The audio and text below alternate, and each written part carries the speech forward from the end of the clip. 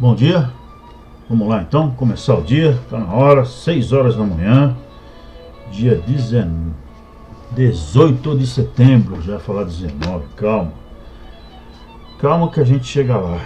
Então vamos continuar o nosso livro, Contos e Apólogos, Irmão X, também conhecido como Humberto de Campos.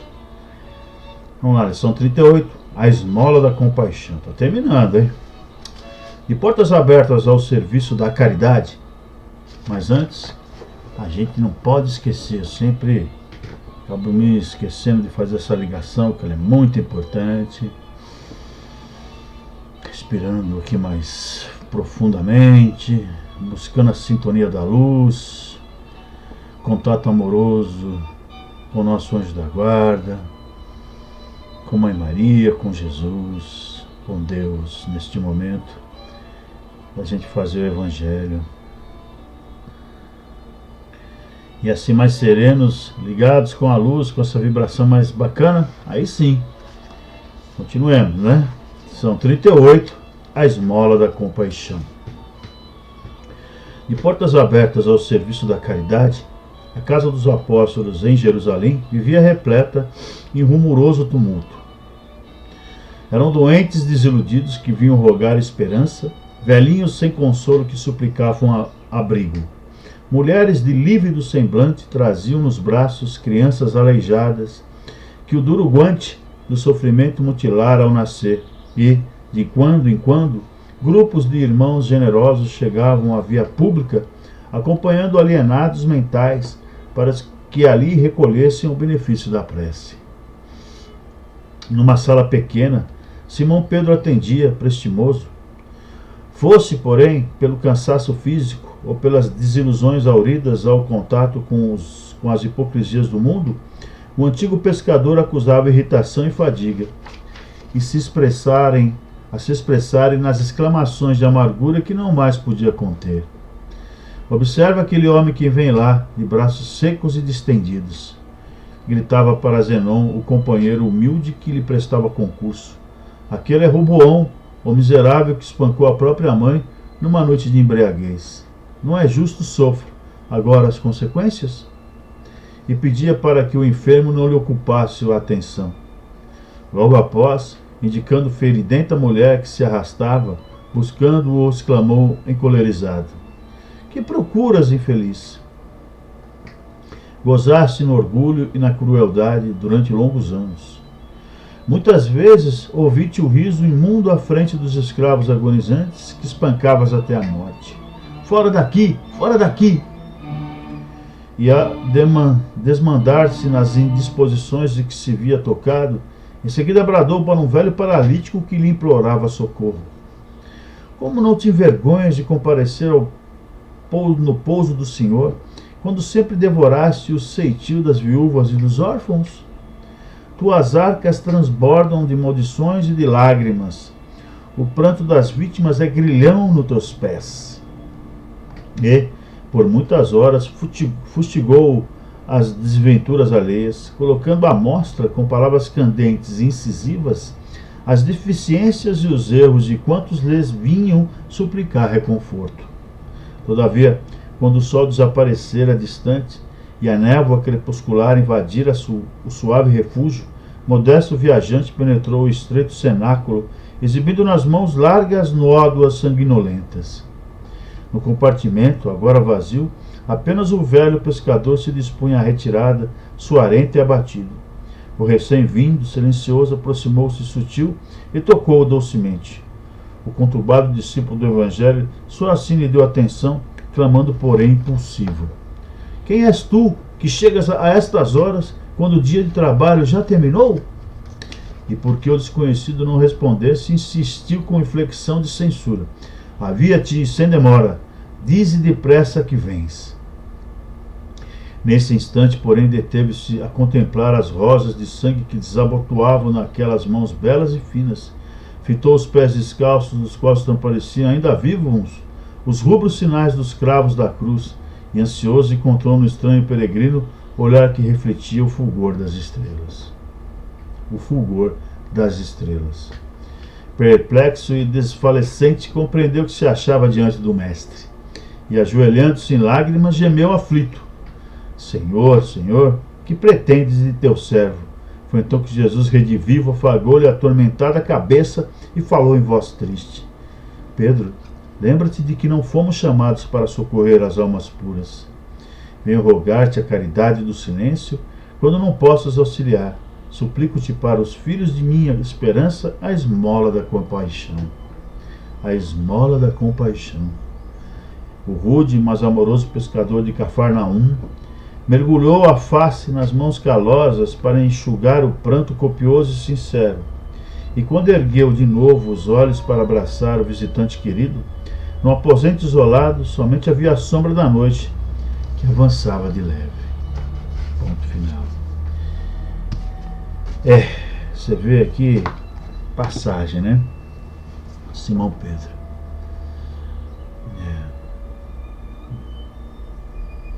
Todos nós estamos sujeitos à irritação, à queda, pois imperfeito que somos. A gente não pode, nós que encontramos Jesus, né?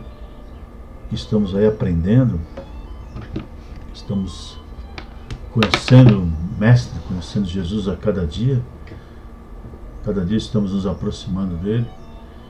Eu acho que não podemos esquecer o básico que ele nos ensinou.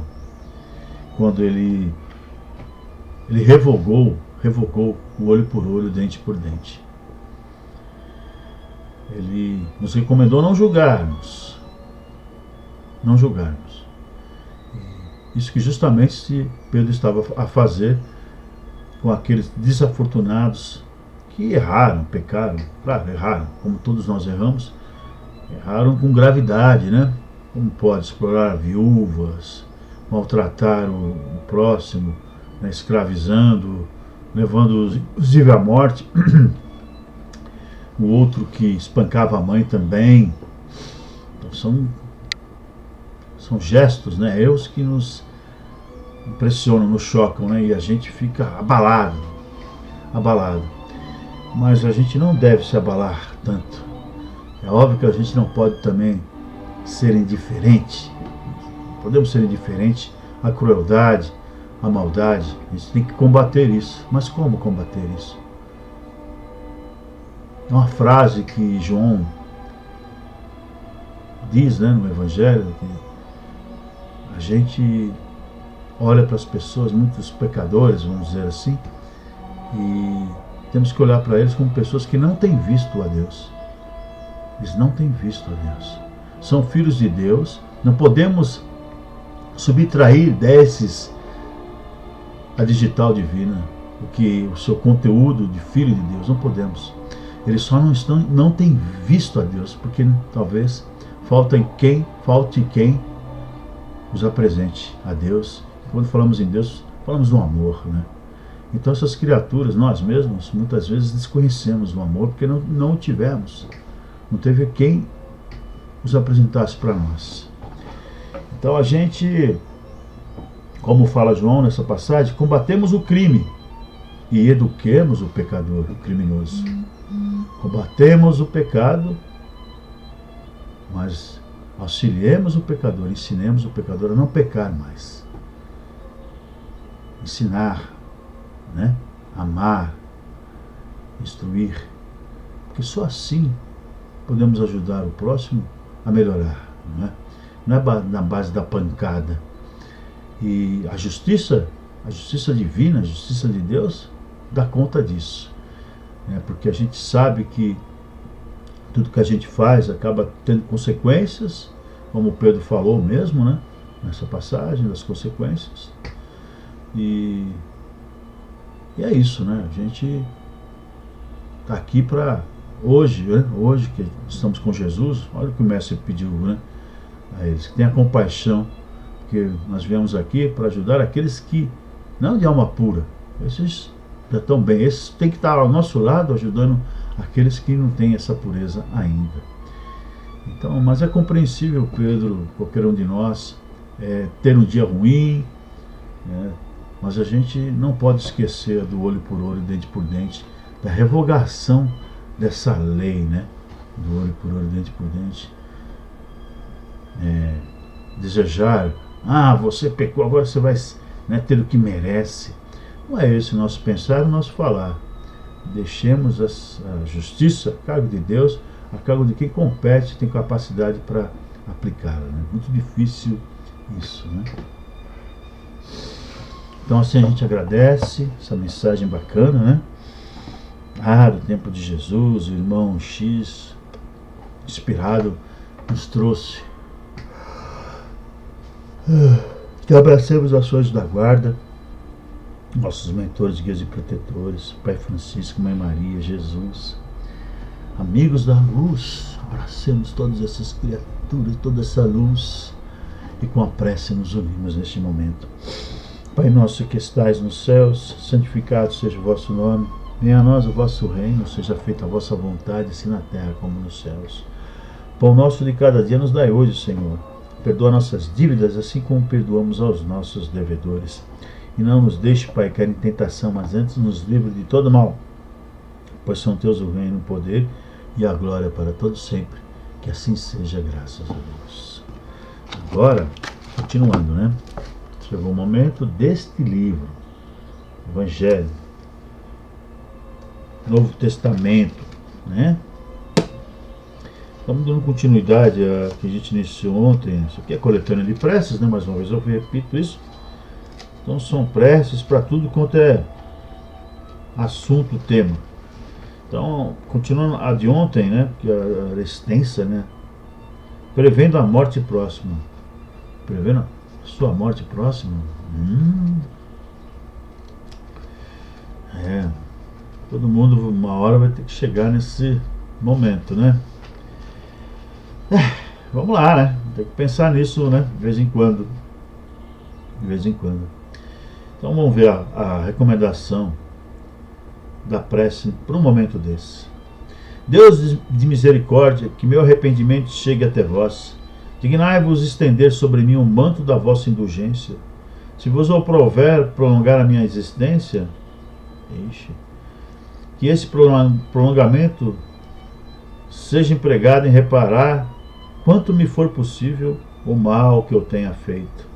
Se a minha hora soou inexoravelmente, que eu leve comigo o pensamento consolador de que me será permitido resgatar-me através de novas provas para merecer um dia a felicidade dos eleitos. Pois se não me é dado gozar imediatamente dessa felicidade invariável, de que só participam os justos por excelência, sei, entretanto, que a esperança não me é interdita para sempre, que pelo trabalho chegarei ao alvo, mais cedo ou mais tarde, segundo os meus esforços. Sei que os bons espíritos e o meu anjo guardião me receberão, em breve os verei como eles agora me veem. Sei que reencontrarei os que amei na terra, se o merecerem, e que irão reunir-se um dia comigo, os que estou deixando neste mundo, para sempre continuarmos juntos, que enquanto os espero, poderei vir visitá-los, se ainda que encontrarei aqueles a quem ofendi. Possam eles perdoar-me o que lhes fiz. Meu orgulho, minha dureza, minhas injustiças sejam esquecidas para que a vergonha não me acabrunhe na sua presença. De minha parte, perdoo aos que me fizeram ou quiseram mal na terra. Não levo nenhum ódio contra eles e peço a Deus que os perdoe. Senhor, dai-me a força de deixar sem pena os grosseiros prazeres deste mundo, que nada são perante as alegrias puras do mundo em que vou entrar. Pois sei que lá não há tormentos para os justos, nem sofrimentos e misérias. Somente o culpado está sujeito a sofrer, mas restando-lhe sempre o consolo da esperança.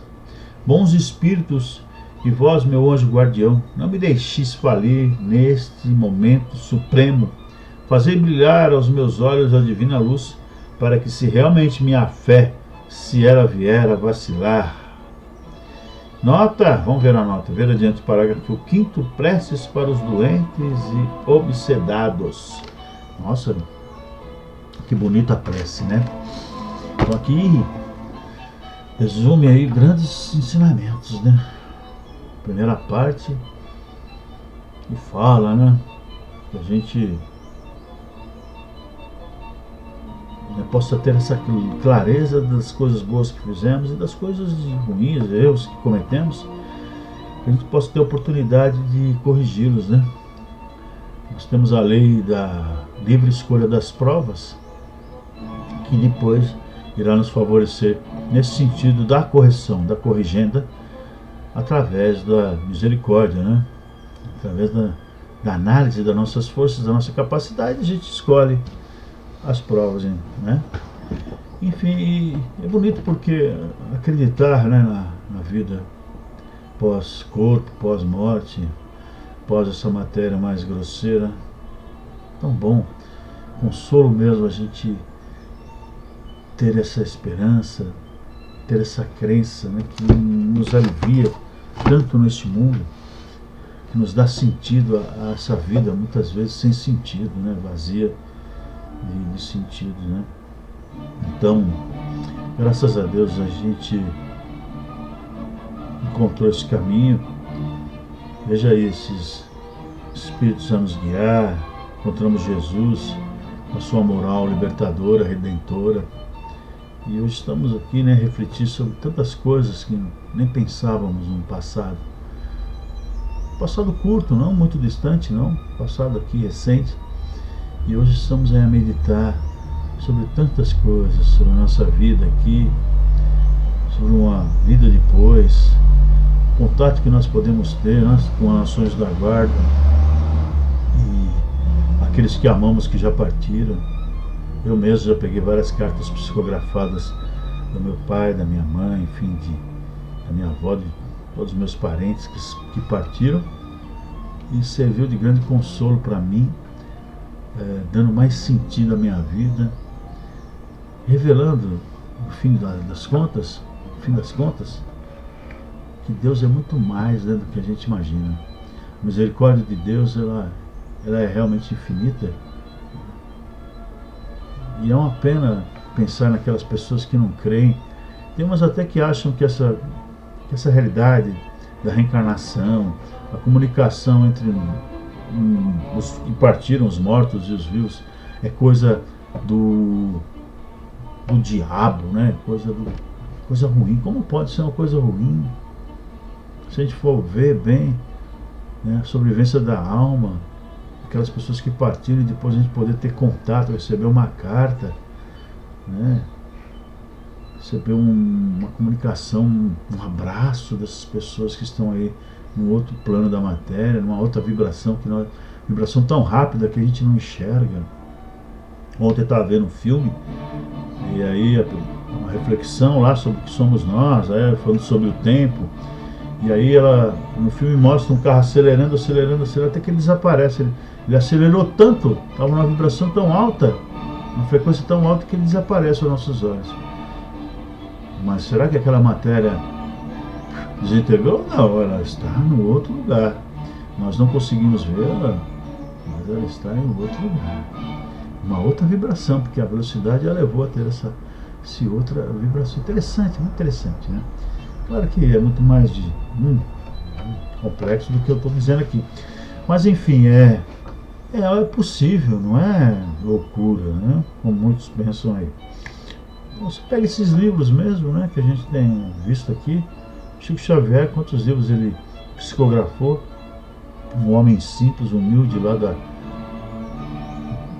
Pedro Leopoldo, um lugar afastado, né? Puxa, enfim, meu. Caras humildes, escreveu tantos livros, não é possível, né, meu? Tantas coisas extraordinárias, e outros também. Então tem muitas evidências, né? Vamos então agradecer por ele ter encontrado esse caminho, tem nos feito tão bem. Fora isso, né, que as consequências do encontro nosso com essa luz, vamos assim dizer, com Jesus e com a luz da revelação espírita, só tem nos trazido bem, só tem nos feito bem. Estamos aí firmes e fortes, cada vez mais firmes e fortes. E é isso que tem nos ajudado muito a vencermos, né, as dificuldades, as mazelas, as tristezas, né? Enfim, poxa vida, temos vivido bem melhor, graças a Deus. Então a gente agradece e vamos encerrar vibrando muito amor, luz e força pelo bem universal, pela paz universal, aqui na Terra, pela paz na Terra, vibramos por todos os nossos líderes políticos, empresariais, todos os poderes, né? As Forças Armadas, enfim, essa turma toda que tenha poder, vamos vibrar para que eles tenham mais juízo, mais equilíbrio, especialmente aqui no Brasil, nesse momento que vivemos, meio que de divisão. Divisão às vezes é necessária para que haja no final um entendimento melhor das coisas, penso eu, e vamos vibrar assim, todos que padecem do corpo e da alma, todos nós, especialmente aqueles que estão nos hospitais, nas ruas, encarcerados, nos asilos, orfanatos, sanatórios, por todos os lares em desamor, vibremos pelo nosso lar, todos os nossos amigos e amigas, vibremos e deixamos uma grande vibração de amor e luz em aberto aqui para que a espiritualidade possa levá-lo a deixar melhor. Assim seja.